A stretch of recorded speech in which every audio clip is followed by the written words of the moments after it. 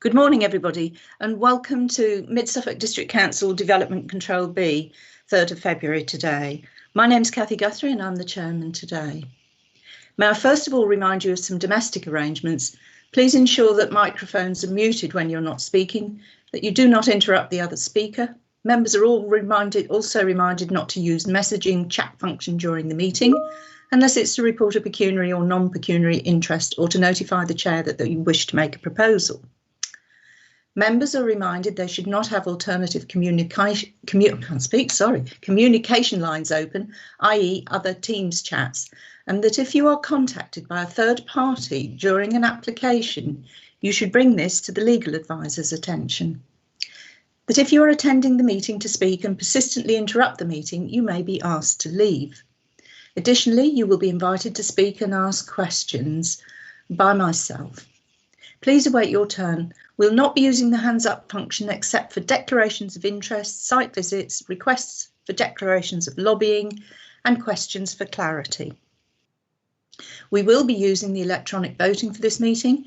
If you're experiencing poor connection issues in the first instance, please turn off your camera. If this does not work, please turn off all incoming video. These options are under the 3 dots on the main information bar. I would like to remind everyone present in this meeting it will be broadcast live to the internet and will be capable of repeated viewing. The whole of the meeting will be recorded, except where there are confidential items or exempt items. If you make a representation to the meeting, you will be deemed by the council to have consented to being recorded. By entering this meeting as a speaker, you are also consented to being recorded by the council and to the possible use of those sound recordings for webcasting and or training purposes. Now, just for fun, my screen is frozen. Do apologise. That's better. My apologies. Introductions. There's Ian Dupre, our legal advisor, Robert Carmichael, our governance officer, the area planning manager, John Pateman G, and the ward members, Councillor Rachel Eburn and Councillor Keith Wellham. Can I move to the agenda, please? Apologies for absence and substitutions. Thank you, Chair. This morning we have apologies from Councillor Carston and no substitutions. Thank you for that. Do you wish to take a roll call now? I can do, Chair, if that would be appropriate. Just to make sure that the public know who's present as well, please. Yes, of course, Chair. So, if members could please respond when I call out their name. So, Councillor Peter Gould. Present. Councillor Cathy Guthrie. Yes, present. Councillor Barry Humphreys. Present. Councillor Andrew Mellon. Present. Councillor Mike Norris. Present. Councillor Andrew Stringer. Present. And Councillor Roland Warboys. Present. Thank you, Chair. We are all here. Thank you very much. To receive declarations of pecuniary and non-pecuniary interest by members. Now, Robert, if there's any hands up, can you just help me here? I've got Councillor Stringer, thank you. Yes, Chair, I'm the County Councillor for the sunny village of Haughley, and there's Highways Suffolk County Council advice that's pivotal to this application. Thank you. Declarations of lobbying. There are none. Declarations of personal site visits. No. Confirmation of the minutes of the meeting held on the 25th of November. Are there any points regarding accuracy of the minutes? And Councillor Robert Carmichael, did you want to speak, or sorry, have I got? Yes, no, that's right, Chair. If I could just come in on that point and just point out the 2 points that were made. There's two amendments, one of them made at the last meeting. So members are asked to note that the minor amendments to the minutes from the previous meeting on points 30.14, noting that the ward member spoke against the application, and the amendment to 30.24 as requested at the last meeting, and these have been confirmed by the legal officer and planning officer who I consulted. Thank you, Chair. Thank you for that. So, Councillor Stringer, you have an issue there, please? Yes. So are we looking at the amendment, because this isn't correct? 30.24 is incorrect. It needs to have the word as removed. The motion was not voted on because I withdrew my proposal. Because we hadn't voted on it, I withdrew my proposal. It's the other way round. But we need to remove the word as to make it factually correct. Can I have the legal and Robert make a comment, please? Thank you, Chair. Yes, that's absolutely fine. If councillors want to make that amendment as a factual change, then that's absolutely fine. Fine, thank you very much. So with that amendment, is everything all right there for everybody? Thank you. So we move on. So can I have a proposer and a seconder, please? Chair, there's another hand up. Yeah. I can't see hands up. Sorry, I'm reliant on the officer. Who's the other hand? Chair, it's me, Councillor Andy Mellon here. Oh, Councillor Mellon, yeah.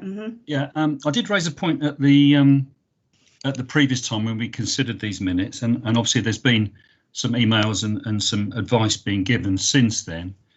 I would like to ask that a point from the debate is recorded, which is, I would like to suggest this wording. Can I just stop you there, Councillor Mellon? We're not adding any points to the minutes at this point, as advised by Emily Ewell, who's sitting listening to this conversation as well. That's fine, Chair, but I will be unable to vote for the minutes then. That's fine, thank you. So can I have a proposer and a seconder, please?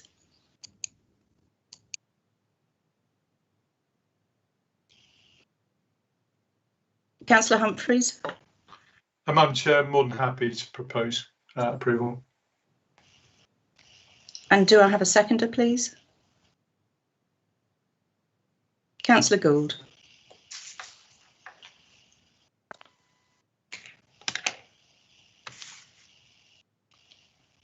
So, Robert, can you conduct the vote, please?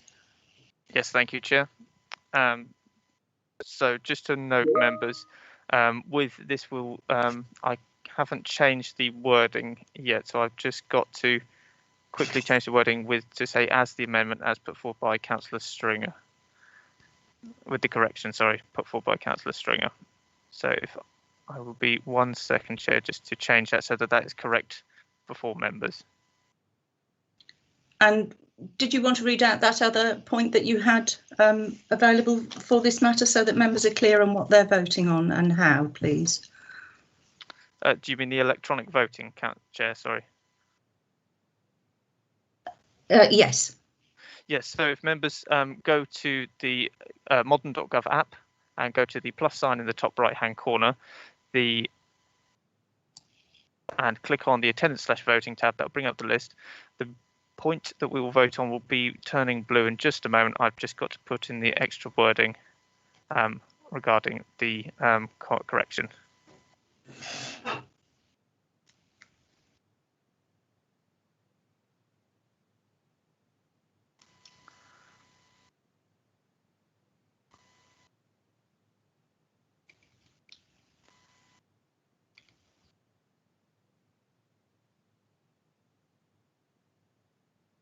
And now the vote should be open. Apologies for the delay, Chair. Councillor Humphreys, whilst that is happening, could I ask for your vote verbally, please? Yes, 4. Thank you, Councillor.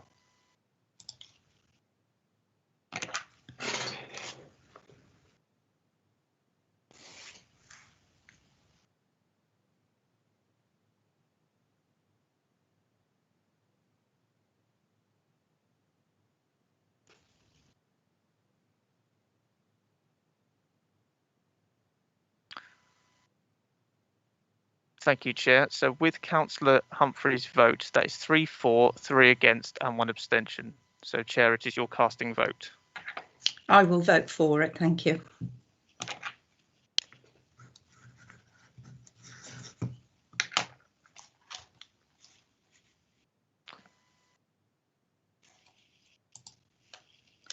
I've lost my notes again.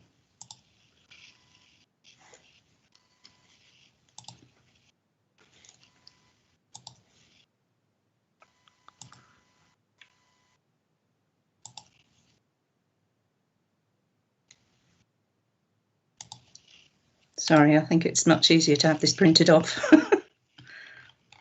Sorry about this.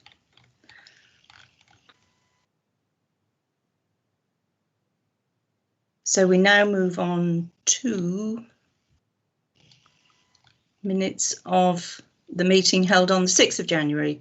And again, points of accuracy of the minutes, please. Can I have a proposer and a seconder? And Robert, can you see any hands up? Because I'm losing everything on here. Yes, I believe mine is possibly not working properly, but I can see Councillor Humphreys and Councillor Stringer, if that's... Yes, that's what I can see, Madam Chair, yeah. So Councillor Humphreys, please. Madam Chair, sorry, my hand wasn't up. It's Councillor Mellon, I believe. Oh, beg your pardon. Councillor Mellon. Yes, I'm happy to propose these minutes as an accurate record. Thank you very much. Happy to second, Chair. Thank you, Councillor Stringer. Can you go to the vote on that one, please? Yes, thank you, Chair. So in the same place, if members please go to the modern.gov app and go to the plus sign in the top right-hand corner, where members will be able to click on voting and attendance, and then go to the bar that is highlighted light blue. Councillor Humphreys, can I please take your vote? Yes, 4.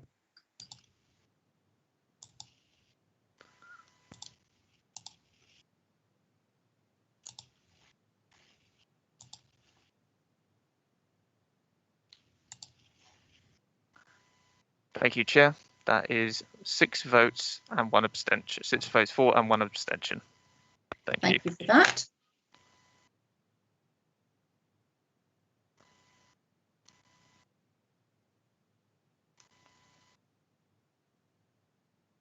Can we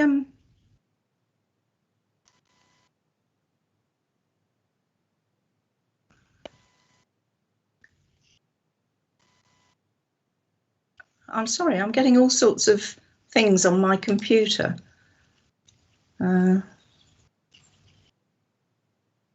Is there something with the computers that's If I may come in, Chair, at this point, Yeah. I have noticed that for some reason on my screen for Teams, I just have a very appreciative picture of you, but nobody else, because the settings of everybody else seems to have disappeared, and I can't see any hands. I can only see yourself. Yes, I have the same. Yeah, I don't know. It's the settings of the meeting been altered, Robert. I don't know if you're. Hello. This has just changed. So it's gone now. That's fine. It's put on here, you're no longer spotlighted. What does that mean? Who's done that? I think that's what the issue was, yeah. Yeah, so but if I can explain that, Chair, I think it's possibly my colleague who is live streaming to make it so that the full screen was yourself when you were taking that part of the meeting, but we've taken that off now. I think it was to try and aid in showing that, but apologies if that caused other concerns, other problems we weren't aware of, so... Well, I was sitting here with my mouth open and I'm sorry, I'd lost everything, all a bit odd. OK, right. So we've done the minutes and we're now on to item 7. Do you concur with that, Robert? Yes, Chair. Yeah. So to receive notification of petitions in accordance with the Council's petition scheme. None received, Chair. Now, the schedule of planning applications, before we begin, I can confirm that item 8A was withdrawn by officers with my consent after the publication of the agenda so that officers can receive further information to aid members in determining the application that could not be received prior to this meeting. And all the relevant people have been notified prior to today. Mr. Pateman-G, do you have any points to add to this? No, Chair, not really, but there are some legal definitions that we just needed to take account of as well. So on that basis, it would just be unfair to bring it and then have to come back again. It was just easier to deal with it. Thank you. Yeah, thank you for that. So we now move on to the application. I'm sorry, there's been a bit of a delay to get there. 8B, DC 20-03900, Fishponds Way, Haughley, Stowmarket. And I will invite the case officer, John Pateman-G, to introduce this for us, please. Thank you very much. Thank you. Can I just confirm everybody can see that and full screen as the starting of the presentation? Yeah, that's fine. Thank you very much. Right, so this is a planning application for the construction of driveway parking area following the removal of a retaining wall and repositioning of bollards. This is at number 17, Ponds Way, Haughley. So we are essentially in the village of Haughley here, and this is the site just here. And so what we have is Fish Ponds Way coming along, which is one of the main roads into the core of the village. And this is number 17 that sits on a slightly higher piece of land than the road itself. There is a kind of embankment running along this point. Just to show the constraints, this is outside of the conservation area. This is the conservation area that runs on the opposite side of the road. We have a listed building that's just up the road as well, but given the distance and the landscaping and to a degree the height difference, you don't really see or are affected by the setting of the listed building isn't really affected by this actual site itself.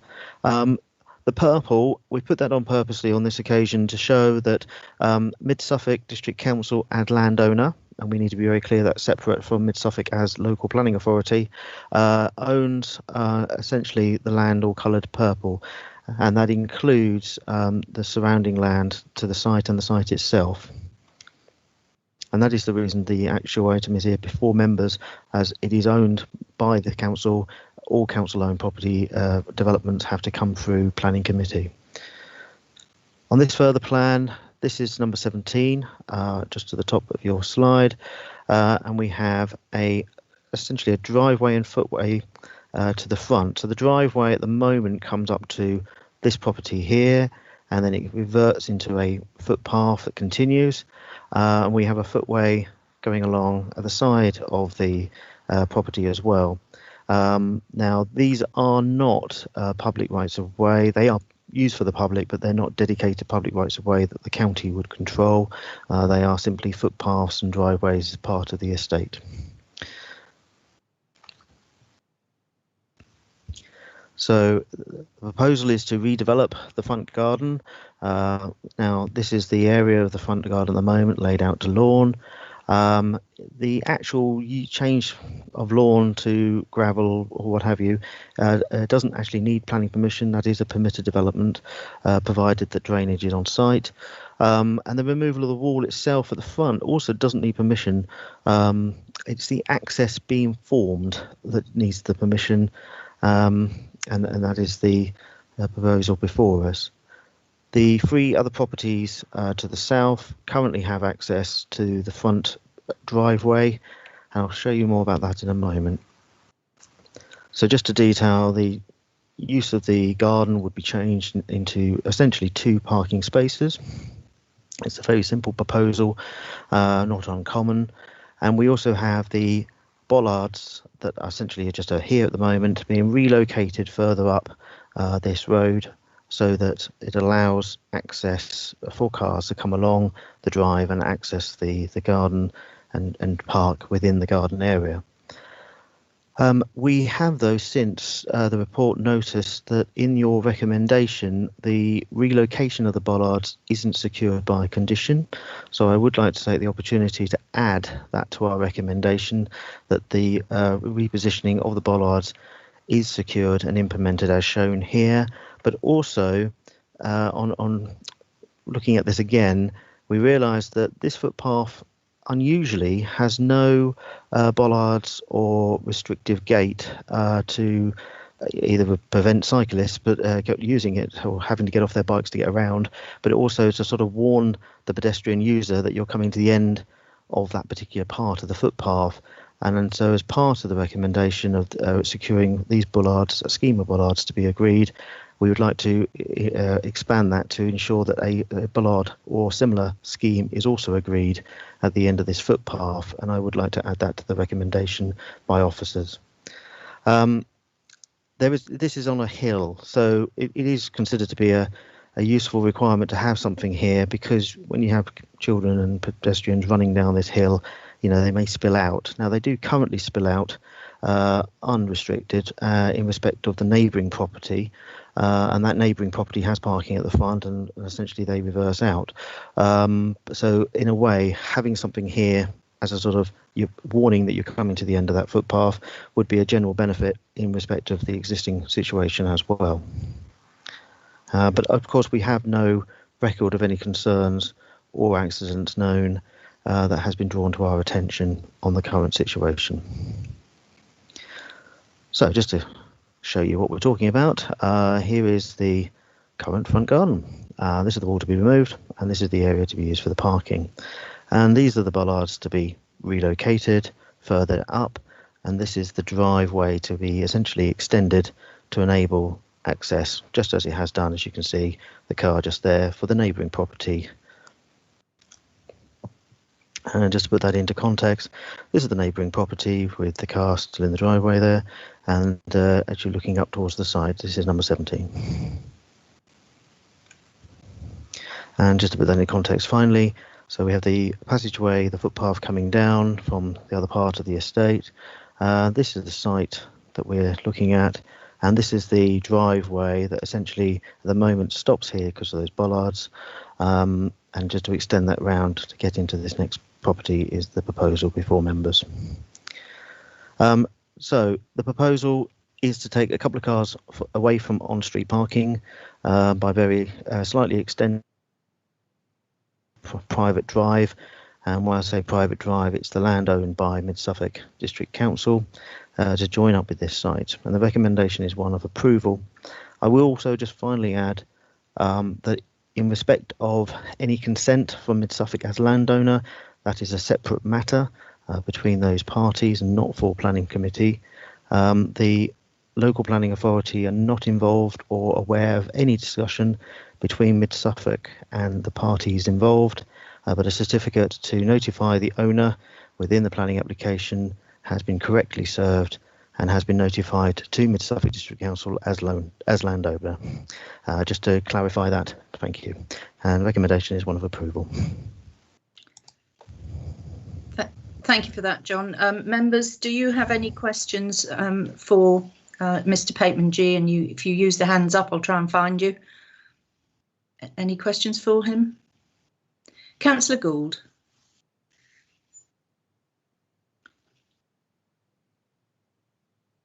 Thank you very much, Madam Chair. I would appreciate Mr. Pateman G's help in reconciling what is said in the report at paragraph 5 about highway safety and the comments of the County Council Highways in their consultation response. Are they now satisfied because we provide additional information, or is there some other reason why those two things can now be reconciled? Essentially, the Highways Authority, when they first looked at this, were trying to work out, well, where's the new access going to go, and does that involve highway land? And then later on, they discover that obviously this has nothing to do with highway land, and all of the changes are within Mid Suffolk District Council's land ownership.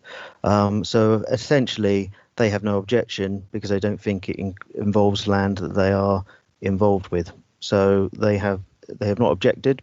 But you can take that in a different way, which is they don't feel they need to really be part of this discussion or part of this application.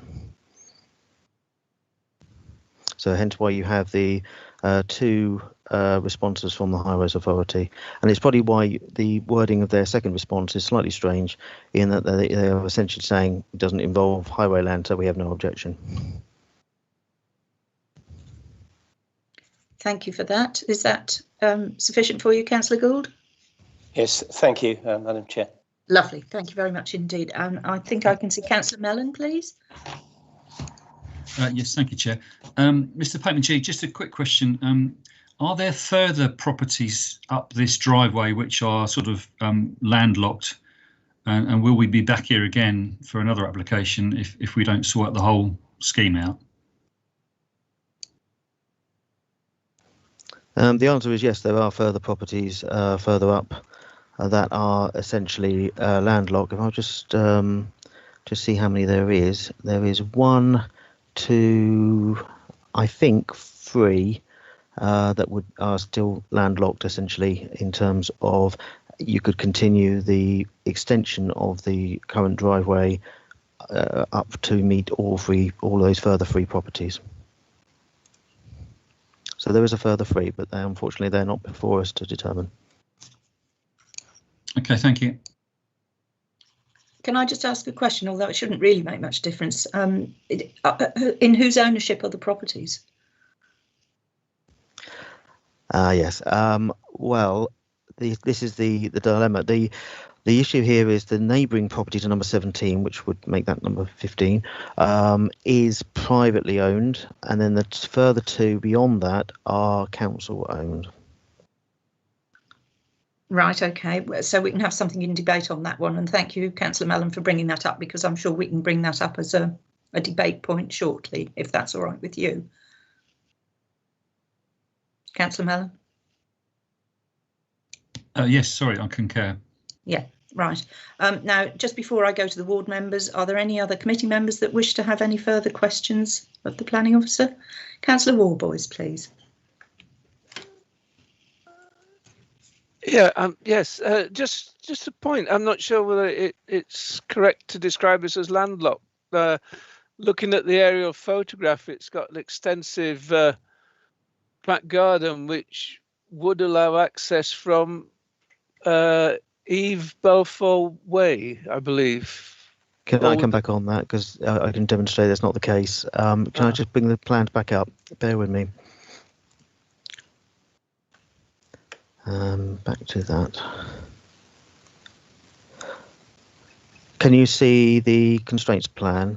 Yes. I'll just put it back up. Okay, so anything in purple is owned by the council, and so the white. So just going back to the earlier question, the white is a privately owned property, which is the next one along from the site, and then you have two council-owned properties beyond. So in terms of landlocked, those other three have currently got no direct access for parking within their own site.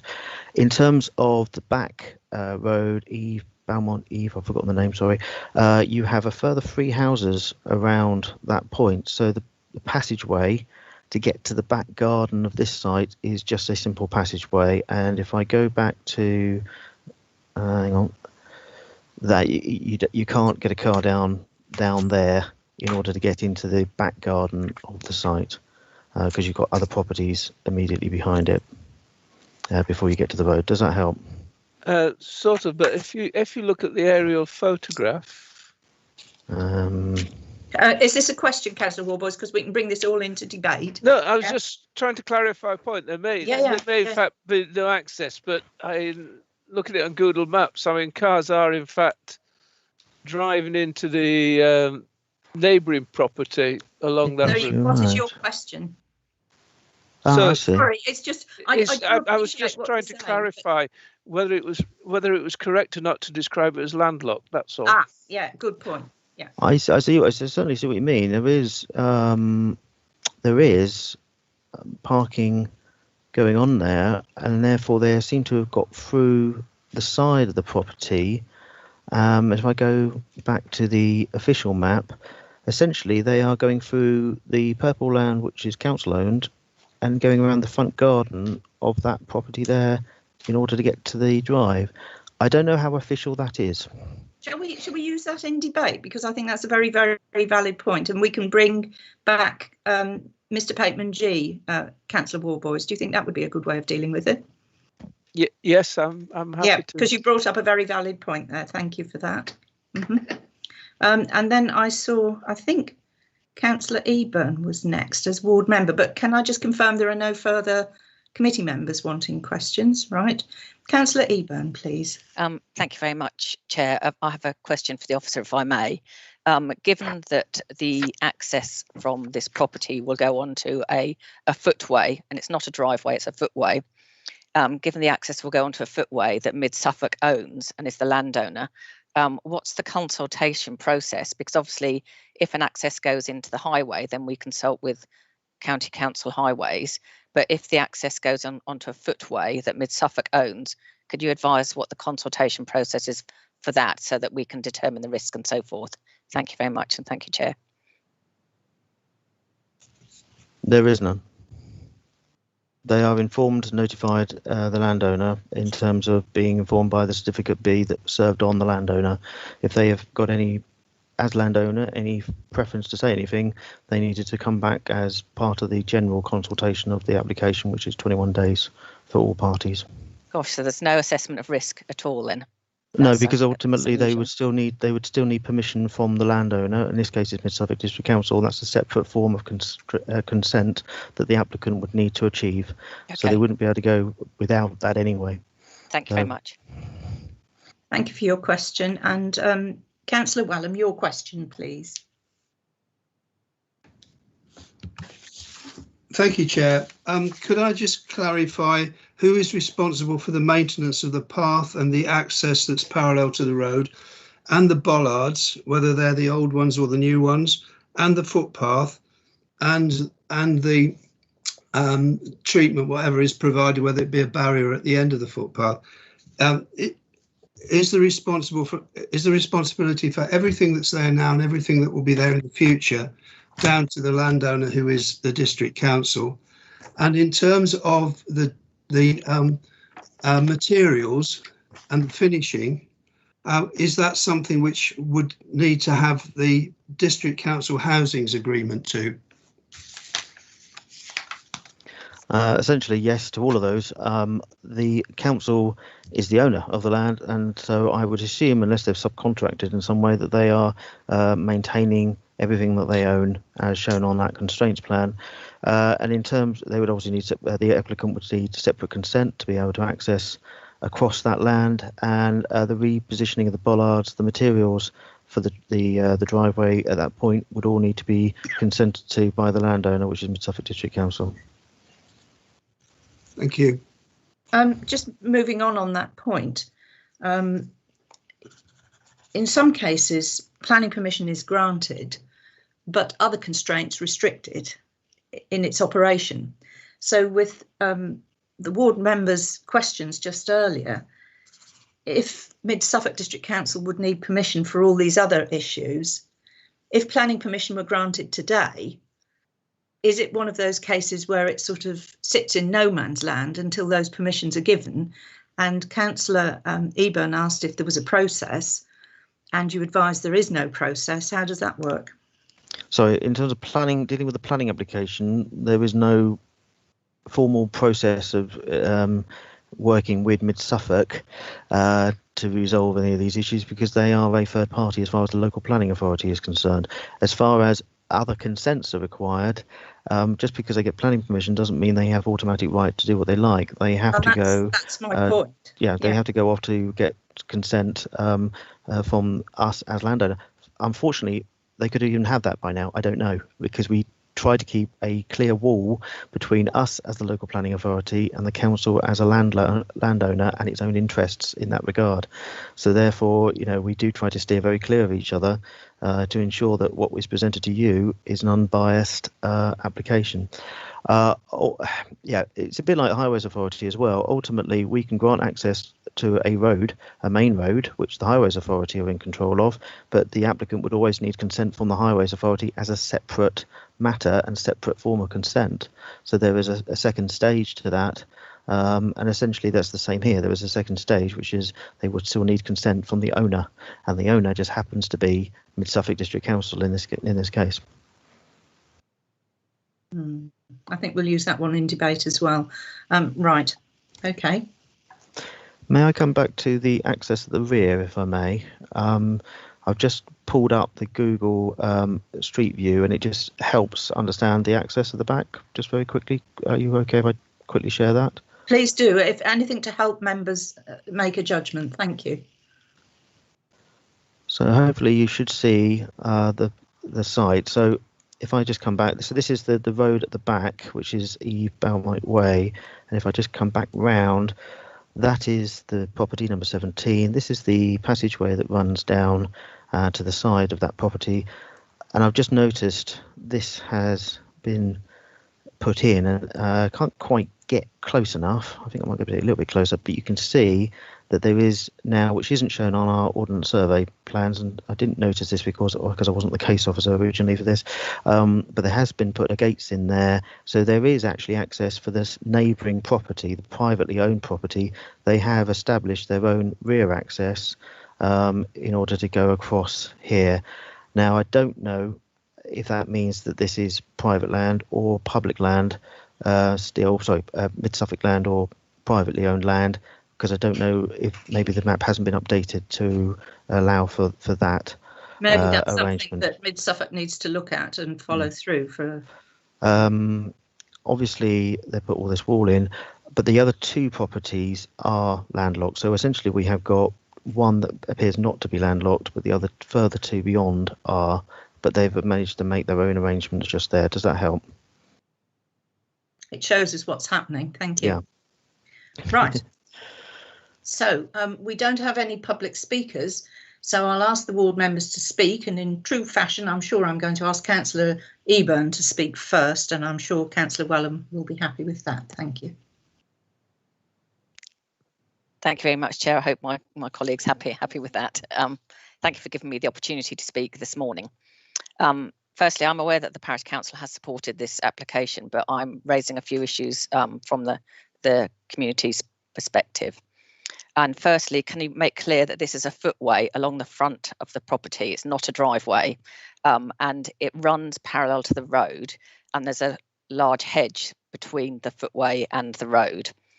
And the properties, if you could refer to slide 5, and you might want to put that on the screen. But to the north of the properties, or effectively the south, as you're looking at your picture. So we're talking about number 17 here. So if that's number 17, thank you very much, John. And so further to the south, number 23, just in front of number 23 is a square, and that is the parking area off the road. The green bit at the far bottom right corner there is the parking area that serves 23, 25 through to 33. So you come off Fish Ponds Way and you park in that area there. Now, sorry, can you keep, yeah, thank you.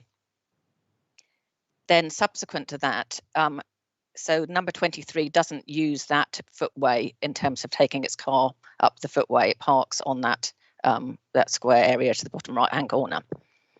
Then number 19, which is the other side of the little footpath that runs down the side of the properties, but that one, thank you very much, John.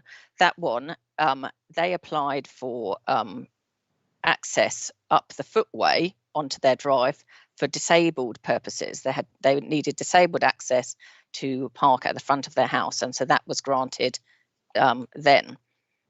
So the only two properties at the moment who take their cars along the footpath are numbers 19, and obviously number 21 was then able to because the access had been granted to the house further on from them.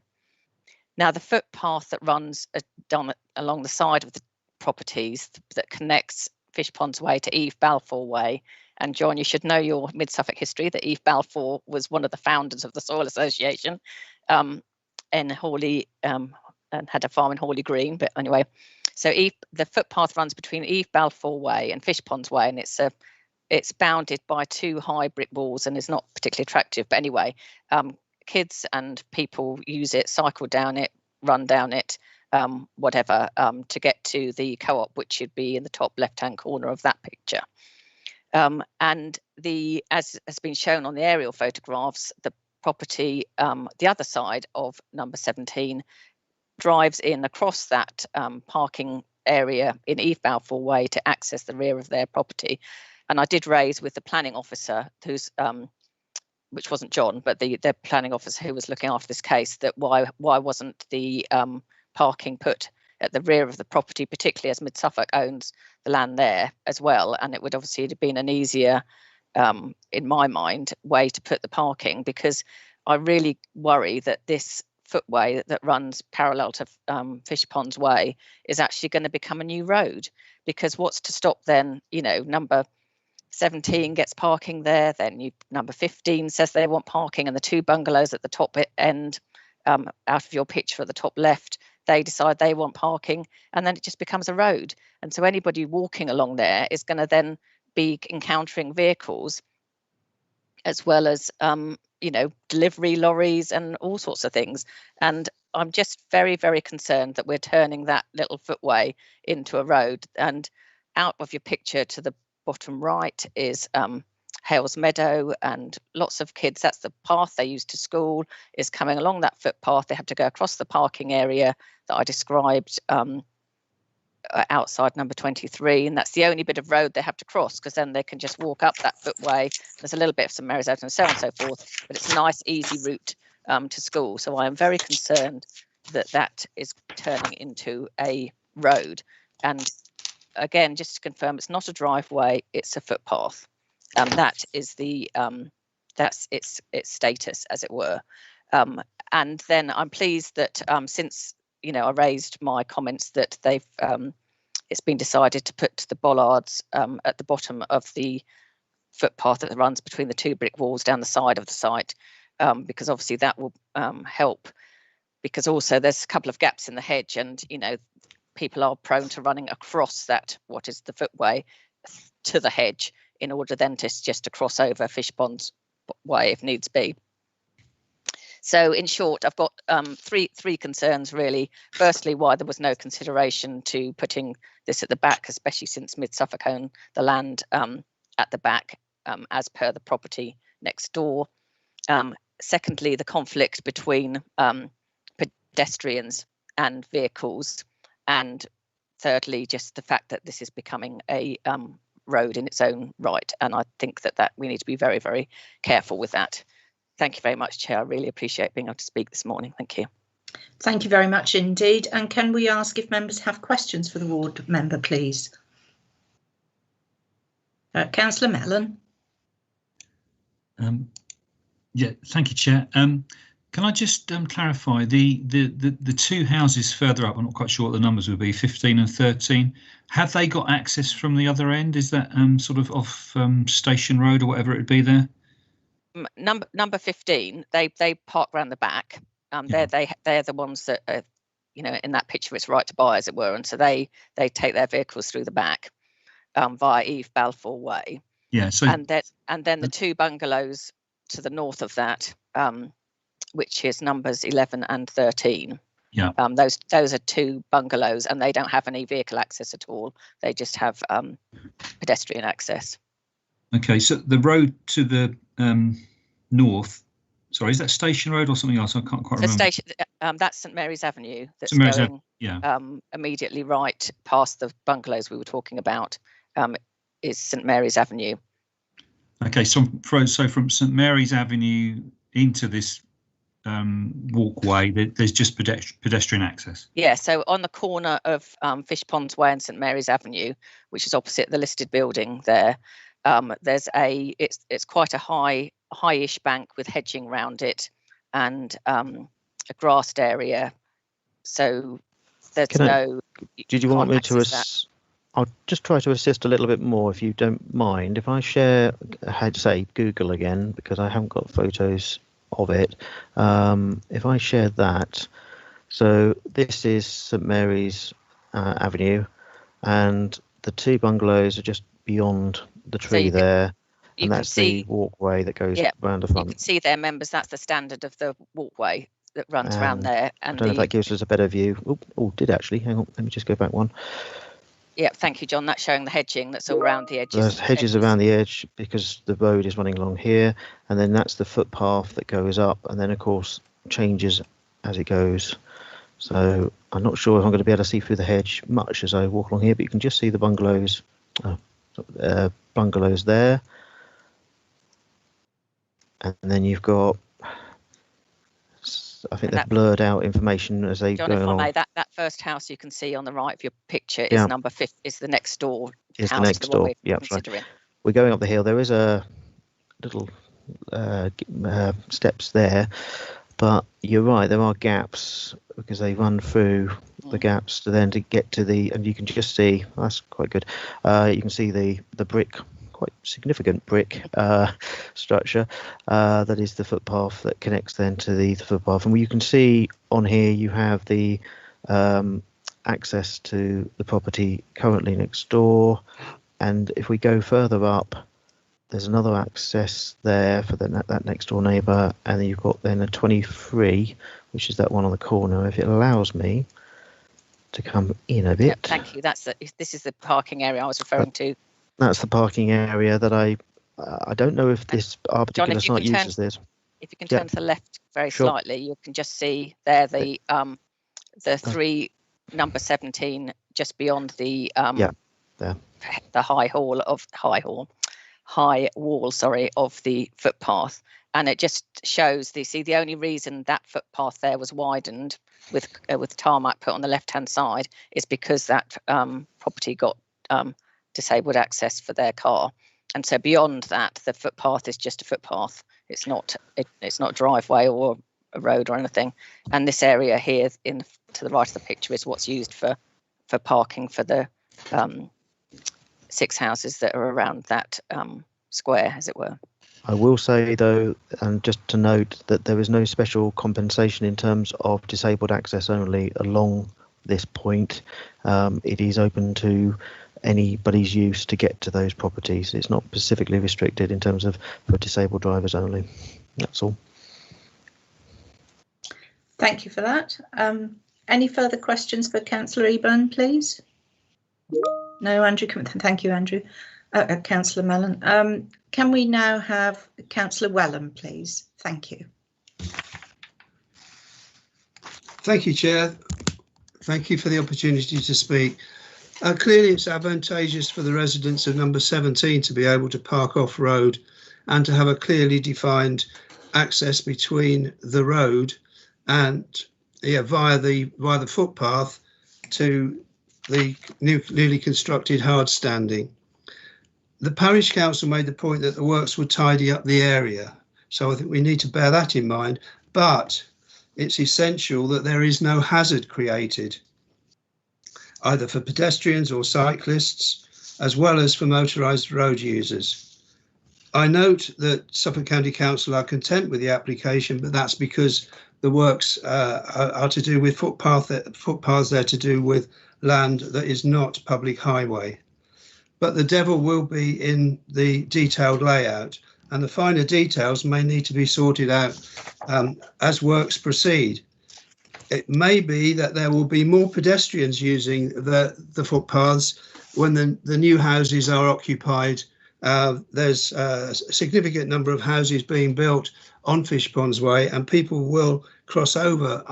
John might be able to show the plan of where the new houses are being built, crossing over the road and using that footway and also the little gap through. So it's absolutely essential, if this is approved, that there is treatment at the end of the Ginnell, the footpath that comes through from Eve Balfour Way, to make users of that footpath aware that there may be vehicles as they emerge at the end of the footpath. But there seems to be a safer alternative, and we don't know whether or not, and I mean, it's right, this is the planning committee. Planning committee don't know whether or not a potential access via Eve Balfour Way has been discussed with housing officers. So it's really difficult. I can see the advantages, particularly for the residents of the house of the applicant, but there are disadvantages for other, particularly pedestrians, in my view. Thank you. Thank you for that, Councillor. Do members have any questions for Councillor Wellham? No. I have just another couple of questions for John Pateman-G, if I can indulge myself on that. John, where did this application come from? How did it arise in the first place?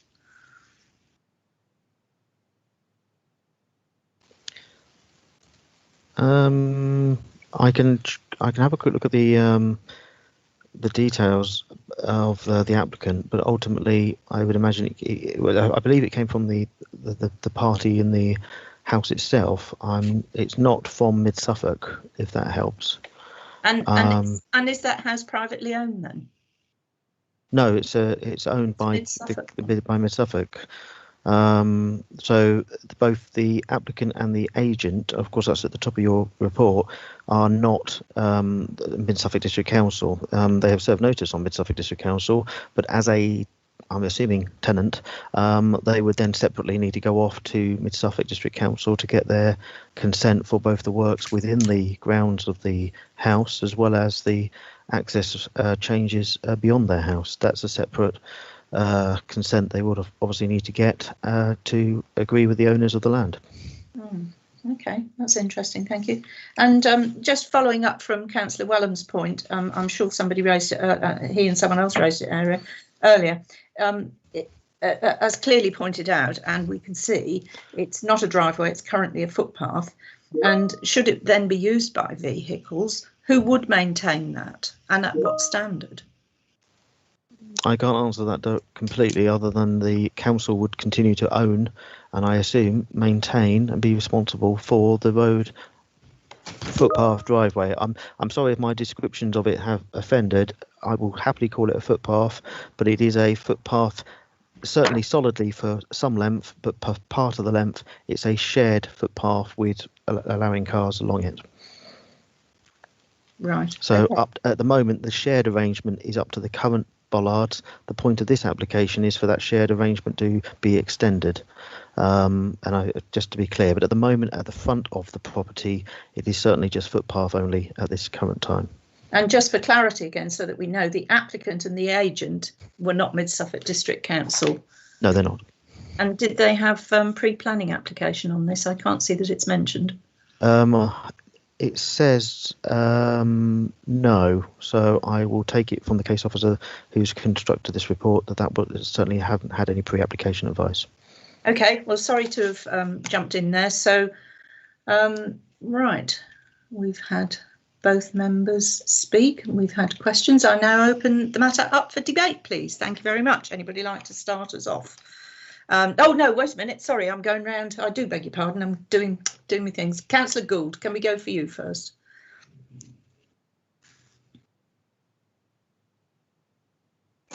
Sorry, nothing from me at this stage, Chair. Thank you, Chair. Councillor Humphreys?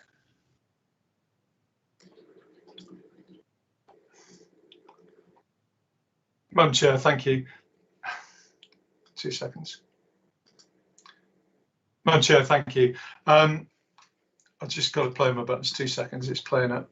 There we go. Madam Chair, thank you. We're now in debate, yes? Yes, indeed. Yeah, I'm glad this has come to planning because this is the great thing about planning committees. You get to see things, and then after debate and after the questions, it all sort of makes sense. Because when I first put this paper up and I read it, I thought, oh, this is really simple.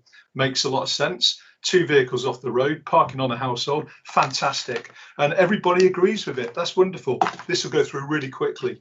And then, of course, we've had debate, we've had questions, we had the explanations by the officers, which have pretty much changed my opinion of this. I really do have to sort of concur with Councillor Eburn and Councillor Warboys and Councillor Mellon on all of their points, and Councillor Welham as well, actually. This is a footpath. And it doesn't matter that the other bit is a shared vehicular access. This element is definitely a footpath. That's the most important thing. And also, it's very close to another footpath that comes through an estate that people use. So you've got to think accident backwards, haven't you, really, before you make any decision at all. This is a crazy proposition, I think. It's right next to a footpath. It's on a footpath, and we're now going to put vehicles on it. Why? And Councillor Warboys mentioned the fact that it perhaps could be at the back, and I think it's a fairly good assumption, to be honest with you. But I'm going to come back actually and ask the officers, and I'll give you a couple of minutes to answer the question. Really, the most important question: who's paying for this? Is it Mid Suffolk District Council or the applicant? Because there's quite a lot of cost involved, however you skin this, including moving the bollards. And if we are going to move the bollards, going back to Councillor Mellon's point, then surely we need to move them as far northwest along that footpath as possible, so that if other applicants come forward in the future, and there's no saying that they won't, that we don't have to move the bollards another 2 times and spend even more taxpayers' money. So that's the question: who's paying for it? I'm not going to ask you how much it costs, but it'll be a considerable amount. And then we'll come back to the point of, well, what's the point? Because actually the parking area that the cars are parked in currently is not, in my opinion, too far from the property itself. It's a walk. And do you know what? I'd rather that you walk that distance than put people at risk by changing a footpath into a driveway. And as Councillor Eburn rightly said, it will be used by delivery drivers and everything else. Even though there's a sign on there that says no parking, people will use that and it will become a small road. I think for the safety points aside, that we shouldn't approve this. And I'm surprised about the previous application that changed the old footpath into a shared driveway. I found that crazy as well. But there were reasons for it, and I get that. And people made a decision on what they had in front of them at the time. But if I was to make a decision on what I've got in front of me at the time right now, having listened to everybody and their concerns, and I'm surprised that nobody's made any comments in the document. They're all, yeah, no comment, let's move on. I find that really surprising. I just don't think I can support this application. It really has flipped it on its head for me, and I'm glad it came to the planning committee, and I'm glad that we've had this debate. Thank you. Thank you, Councillor Humphreys. Now we go to Councillor Mellon, please. Thank you, Chair. If you drive through Haughley regularly, as I do, there's a particular spot on the kind of crest of the of Fishponds Way where if someone parks, it creates a real hazard, and people often do park there, and you end up having to try and go around a vehicle when you can't really see round them. So that was my initial sort of reaction to this, that, you know, if we can get cars off the road, that's going to be a benefit. But as we've unpacked this and got into the detail, it has become a bit clearer to me. And I find myself agreeing, you know, wholeheartedly with Councillor Humphreys. There is perfectly adequate parking off the road within a very short distance of the house. I mean, my initial thought was, if this has been allowed for properties number 19 and 21, then there's a kind of fairness issue. Surely this house should have it as well. But once I'd heard that it was about disabled access to the neighbouring property, that sort of clears that up in my mind. I can't really countenance losing effectively a section of footpath to vehicles, and having that conflict between vehicles and pedestrians and cyclists, just for the benefit of that one householder. That seems too much of a trade-off to me. So yeah, as things stand at the moment, I'm not keen on this scheme at all. Can I just have a bit of clarification from the Chief Planning Officer? Is there a pedestrian crossing of Fishponds Way planned from the new development opposite, which would connect to this footway? I can't answer for the Chief Planning Officer, but I will. I can't answer the question either. I don't know. I haven't got those plans before me, so I don't know. The ward member might know more than I do on that particular point. Yeah. Okay. I think I'll leave it. I need to, if I may, Chair, if I can come back at the end, because I think there's a couple of clarifications of what we should legally be deciding and not legally deciding here. So I'll come back at the end.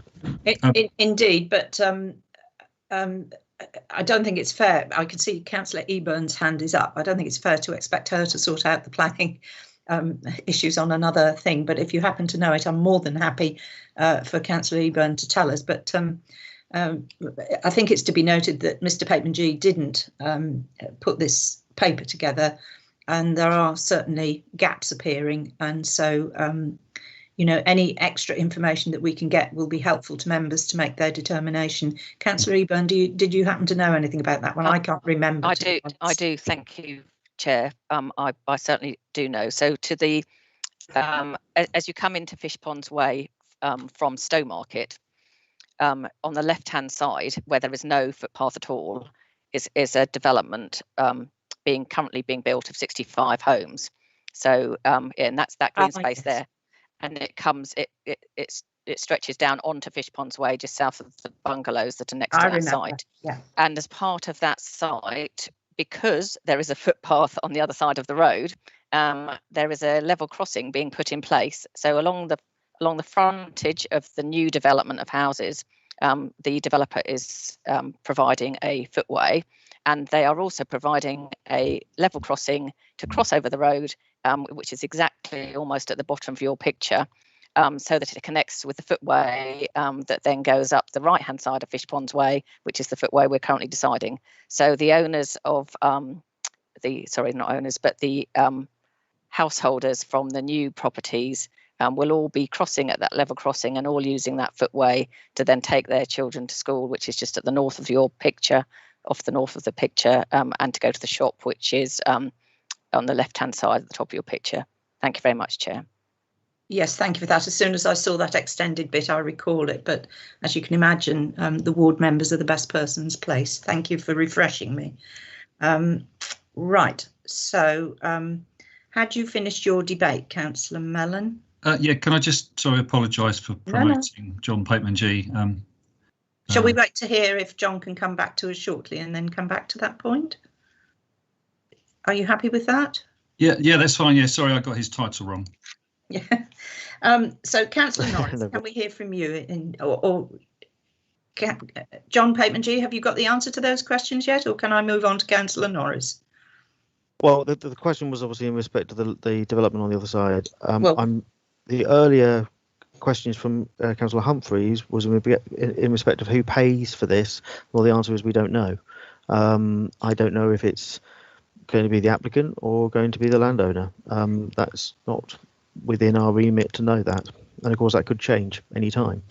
I don't know if there's any other further questions outstanding. No, there is, that's okay. Fine. Thank you. I think I can see which way this one's heading with lack of information. So we move on, and it's Councillor Norris, if you would, please.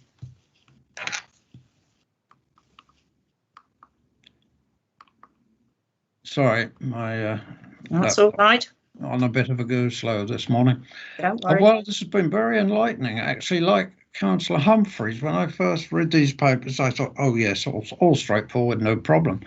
But with the detail, and the devil, as I say, is in the detail.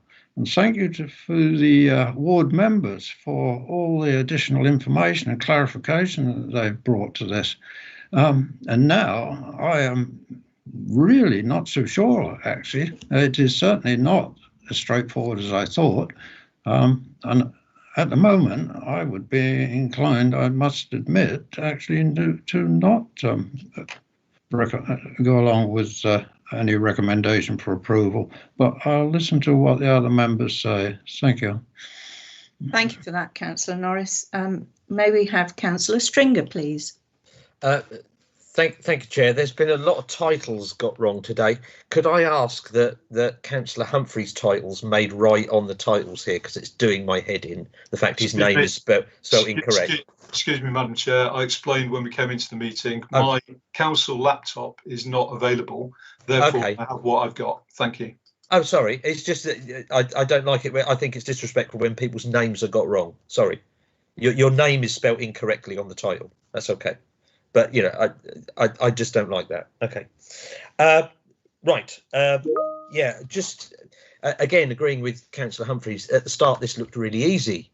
I thought we were going to be conditioning the bollards actually to go slightly further down the hill, so that both sets, every house could access along here in the future if they wished. And we make life a bit easier and we forward plan. But of course, when you then notice that the footpath that comes in from Eve Balfour Way is connecting into this with very high brick walls, so the visibility of the pedestrian is limited, or the child on the scooter, whatever it is limited. The chance of conflict with a motor car, if we allow this, is quite heightened. Yes, I'm not expecting there to be, 4 cars every 2 minutes going up here. That's obviously not going to be the case, but you are actually engineering in what is a potentially dangerous situation. So, but where we rely on the expertise here is with Suffolk County Council. And the Highways Department, when they're looking at planning applications like this, should technically, we are told, every time they look at the roads and the highways, but they also look at the path network. Now, they've washed their hands of this to say this isn't a right of way. But this isn't what the county council said when they recommended approval of the 70+ homes that we were talking about and the pedestrian crossing further down the road. So the county council is trying to have it both ways, and it can't do that. Now, I'm happy that this committee can be the county council expertise here in terms of pedestrian safety. We are allowed to do that. But of course, if we do recommend refusal of this, which I think we should for pedestrian safety alone, we are doing it without that expertise from the county council, and we're taking it on our own shoulders. I'm perfectly happy to do that because it's common sense, and we should show the common sense that the county council has clearly lacked on this item. Thank you, Chair. Thank you very much indeed, Councillor Stringer. Councillor Warboys.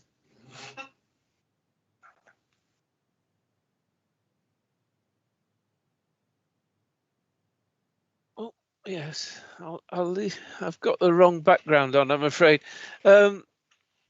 Yes, I think, as we said a few times already, that at the beginning this looked very straightforward, and you know, for the convenience of the householder being able to park his vehicles off the road and easy access into the house made sense. But reading through it, I was a little bit confused when I came to the bit about the bollards. I looked at Google Maps just for some clarification, and that's when I noticed that there was possibly an alternative to parking in the front of the house, and that there appeared to be access to the rear of the house, which would make it unnecessary to eat away at the footpath. And then zooming out a little bit on Google Maps, you're aware that there's quite a distinctive footpath along Fishponds Way up to St Mary's Avenue, which is separated from a lot of the way from the road and vehicles by hedgerow. And I thought, you know, looking back at my own village, Mellis, where you've got a footpath next to a busy road, quite a narrow footpath, I thought this is really quite luxurious and, you know, really accessible and attractive for the users.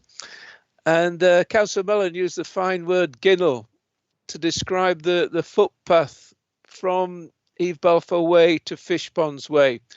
From my understanding, it's a northern word that describes a footpath between mill buildings, tall, narrow buildings. And as Councillor Stringer pointed out, coming down to the end, you suddenly come out into daylight and at present a footpath, adding a risk of motor vehicles going up and down that footpath is an added risk. So from a very straightforward application, where I was more concerned about the porous nature of the covering the parking space, I'm now inclined not to accept this at all and to reject it, purely because I think there's a better solution that will in fact protect the footpath. Thank you, Councillor Warboys. And then I speak last. I'm not going to repeat everything everybody's said, other than, yes, on the face of it, it just looked pretty straightforward. But what I would like to point out is that with clear and concise information from the ward members, it really gives us as a committee a good overview of what's on the ground. So I'm very grateful to them. I'm also grateful to all the questions because we've drawn it out on this one, because I do think, sadly, the report was a bit lacking in fulsome information. And I too don't agree with this application either. So I see, Councillor Stringer, you have your hand up. Please, may I have your comments? Yeah, I just want to come back on something that Councillor Warboy said. He did say that he felt he couldn't support it because there was an alternative solution. We don't actually know the legalities of the path and the access at the rear, so I wouldn't want to rely on the fact there's an alternative solution. I would just suggest that this solution is dangerous. I think that's a very fair point, and should anybody propose a refusal, it is on what's before us, not what we might like. If anybody would like to go round a second time with hands up, please, I'm quite happy. Councillor Humphreys. Madam Chair, thank you. Just coming back really on Mr. Pateman-G's point about the cost of it. Although I do get your point, I think it's still quite important, because if it's taxpayers' money, it's moving the bollards, resurfacing the surface of this footpath into something else, then that is a consideration, I think, because I just think it is. But I do get your point. Are we able to propose at this time? I thought that's what. Yes, we're on to what members would like now. Thank you. Thank you. Having listened to everybody's debate, I think we're favouring towards refusal. The reason I would like to propose refusal is purely on the grounds of safety and the removal, technically, of a footpath into a shared driveway, which I don't think is acceptable, especially as people have pointed out the use of that actual footpath currently and in the future. And I do use that regularly when I go running, so I understand it fully. So therefore, I'd like to recommend refusal on the grounds of safety. Thank you very much for that. Do I have a seconder?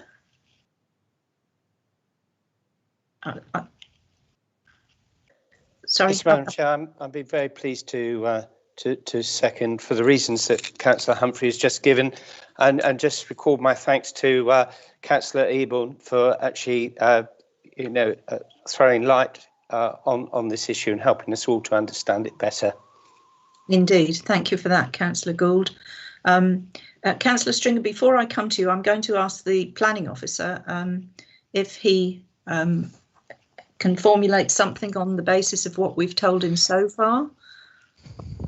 Yes, thank you. I've been listening, obviously, to the debate, and ultimately, there is a fine line between what is planning considerations and what is the planning merits of the case before us versus other matters that other authorities may need to deal with, but equally are not, perhaps not as robust, if I can put it that way, if we were to use those matters for reasons for refusal.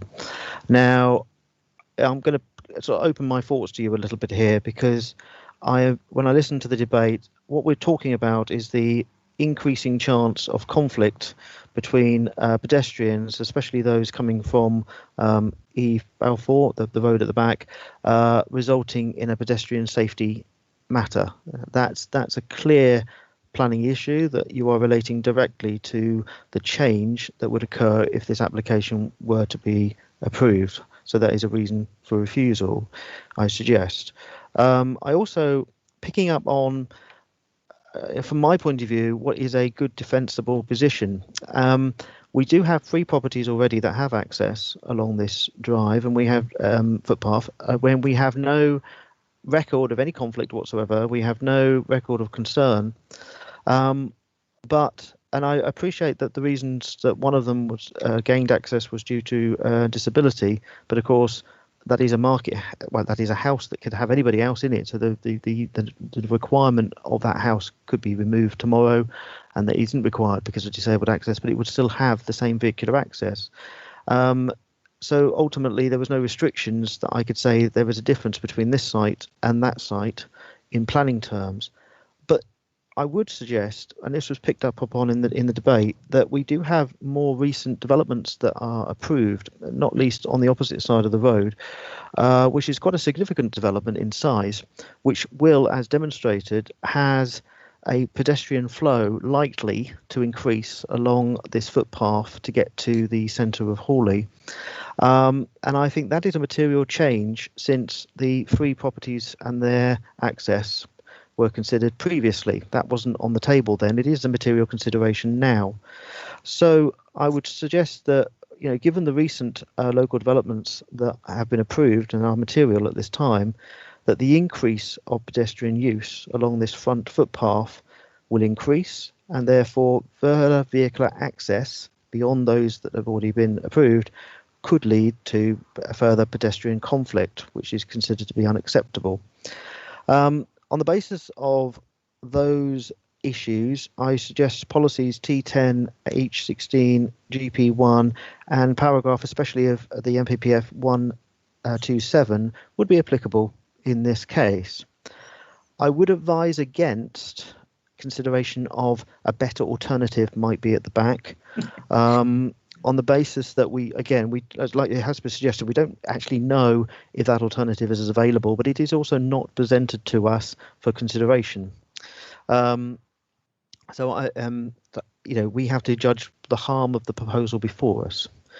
I don't know if there was a consideration on the character of the area.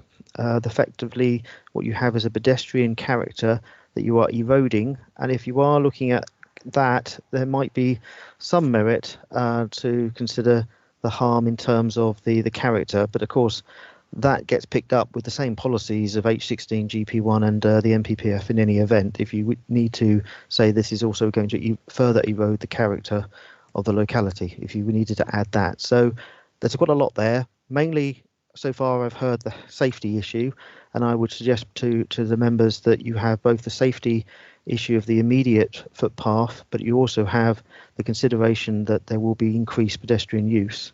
And I think there's slightly different two elements there that can be put forward as a refusal. If you wish to consider character erosion as well, that is a particular point you may wish to debate further. Thank you. Thank you for that, John. Before I come to you, Councillor Stringer, can I just go to the proposer and seconder with those issues, which are really quite clear. And I must admit, when John brought up about the proposed increase in pedestrians, I think that's very valid, because it's got permission and that will happen, no doubt. So the proposer, Councillor Humphreys, are you happy with the T10, H16, GP1?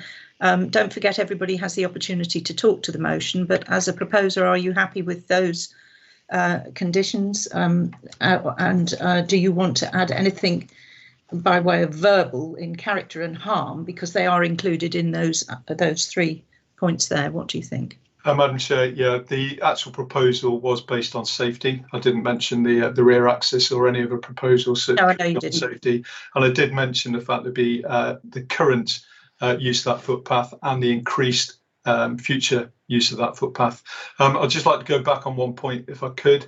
When we look at precedents that have been set in the past, it is slightly different to the previous applications. We're looking at the application today, and the previous applications didn't have the additional conflict with the footpath coming from the estate that would then cross the path of the vehicles coming out of the proposed property. So there is a slight difference. Based on what Mr. Pateman said, I'll remain based on safety for refusal, and why not add harm to character? Yeah, but mainly on safety. Councillor Gould, are you happy with those policies, T10, H16, GP1, MPPF? Yeah, happy for me. For that. For me, the fundamental issue remains safety there, but I'm happy with to support what Councillor Humphreys has said. Thank you. Thank you, Councillor Gould. And sorry, you've had a long wait there. Anybody wishing to speak to the motion? And Councillor Stringer has your hand up, unless it's an old one. No, I have my hand up, Chair. Thank you very much. Normally, the guidance is if we're going to disagree with the officer recommendation, we should come up with policy reasons as to why. I have a few to consider. The MPPF under 102C mentions about walking and cycling infrastructure needs to be improved as part of any development. Also, the Haughley Neighbourhood Plan, HAU 10 policy says that, where are we here, includes measures and facilities that encourage walking and cycling wherever possible. HAU 15, let me just find that policy as I scroll through, says new housing business developments shall take every available opportunity to improve connections from the development to existing network of paths and bridleways in the parish. This network will be protected. And I think there's an element here where this network is not being protected by allowing this development. I hope that helps, Chair. And Councillor Humphreys, I think the HAU 15 is the protected bit. I don't know Yeah. about the other one. I don't know whether you want to add that or not. Madam Chair, thank you. I think Mr. Pateman G actually came up with the parts of the MPPF that were going to be added to the refusal from my memory. And I get the point from Councillor Stringer. More than happy to add in the local neighbourhood plan articles as well. It supports the argument. Thank you for that. John, can you add those bits in for us, please? And does anyone else wish to speak to the motion while we're just waiting for John to pop those things in, and then the officer can go for no further questions? No, that's good. Thank you very much. So I think that's where we are at. And if Robert can get some words of... Chair, if you could give us 5 minutes, because I'm going to have to quickly type this up. I've written it down on a bit of paper at the moment because I've just been trying to work it all out and generally have started from scratch on this one. So do you want to just suspend the meeting for 5 minutes? If you give me 5 minutes, I need to put some wordings together very quickly, then I can email that over to Rob for him to enter into the system for members to look at and vote on. So if members just want 5 minutes, and Robert, if you can just suspend the meeting for 5 minutes, and then we can come back with a proposal. Thank you.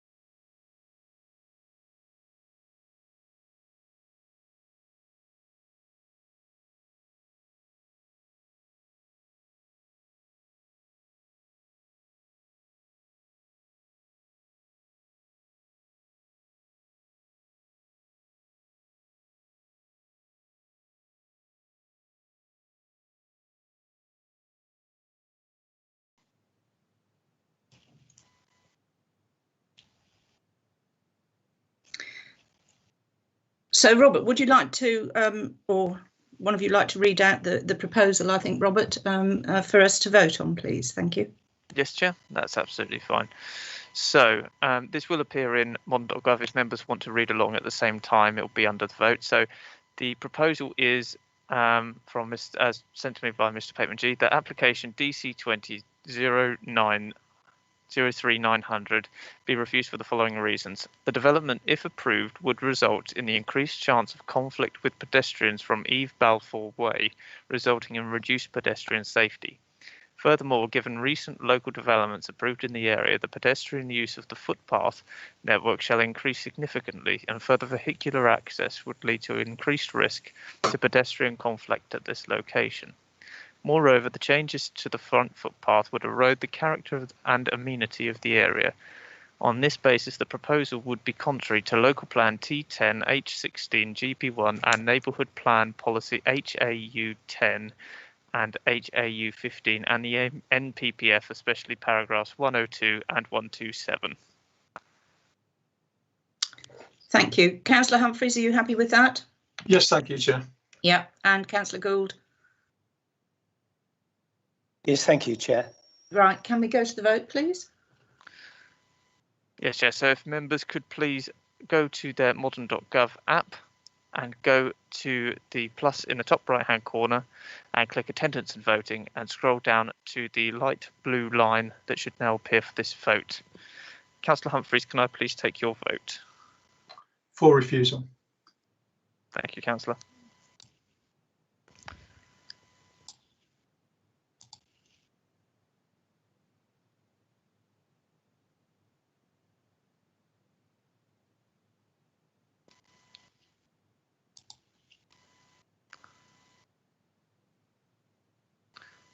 Thank you, Chair. It is just saving. So thank you, Chair. I can confirm that that has been carried unanimously by members. Well, thank you very much indeed, everyone, and thank you for all the input from everyone present. Do we have any site inspections, Robert? No, Chair. In that case, then, I now formally close the meeting and thank everyone for their attendance. Thank you very much.